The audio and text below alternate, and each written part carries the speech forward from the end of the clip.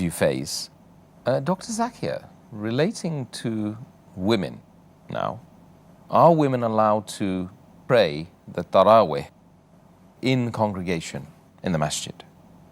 As far as women being allowed to pray in the masjid, our beloved Prophet Muhammad said, it's mentioned in Sahih Bukhari, volume number 1, in the book of Salah, hadith number 834, the Prophet said that do not prevent the female servants of Allah from going to the mosque. The Prophet said in Sahih Bukhari, volume number 1, in the book of Salah, hadith number 865, that if the women ask you permission to go to the mosque, even at night, you give it to them. That means even going at night, but natural for Qiyamul Layl or for Isha Salah, you give it to them. Talking about taraweeh, you give it to them. And further, it's mentioned in the hadith of Sunan Abu Dawud, volume number 1, book of Salah, hadith number 1370. It narrates about Muhammad Sallallahu Alaihi Wasallam had iftar along with the family and the women and all of them. And then they prayed at night, the Qiyamul Layl. And they nearly missed their falah. Falah is success. Talking about the pre-dawn meal, talking about suhoor, which we discussed earlier. They nearly missed their suhoor, indicating that the full family, along with the women in the family, they prayed together with Muhammad Sallallahu Alaihi Wasallam, saying it's allowed. Further, it's mentioned in the hadith of Sahih Muslim, point number 1, in the book of Salah, hadith number 881. The beloved Prophet, he said that the best row for the men in Salah are the first rows, and the worst is the last row.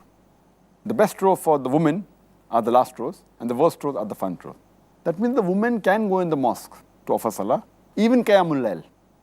But there are some etiquettes. The men should be in the first row, and the women should be in the last rows. And they should be careful, they should not create a fitna, that's important.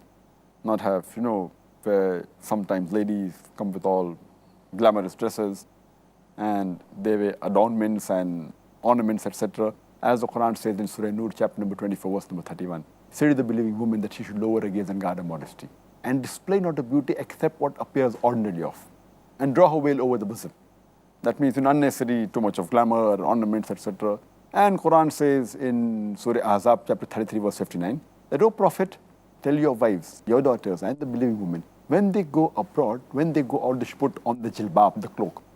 So they should be careful that they should wear the jilbab when they go for Salah, for the Qiyamul Layl in Ramadan or to the mosque, and should not make a fitna. As long as they don't make a fitna and they don't unnecessarily put perfume and attraction, they can go, alhamdulillah. It is fine, it is good. And it's further mentioned in Sahih Bukhari, volume number 1, in the book of Salah, hadith number 849, that the Prophet, after when he led the congregation, he turned to the people and he waited. And the women immediately got up and they left. And the narrator says that, maybe the Prophet did that purpose so that he didn't want the men and women to meet. So you should be careful, you should not create a fitna. So women can go to the mosque and they can offer the taraweeh. It's perfectly fine. It was a practice at the time of the Prophet also.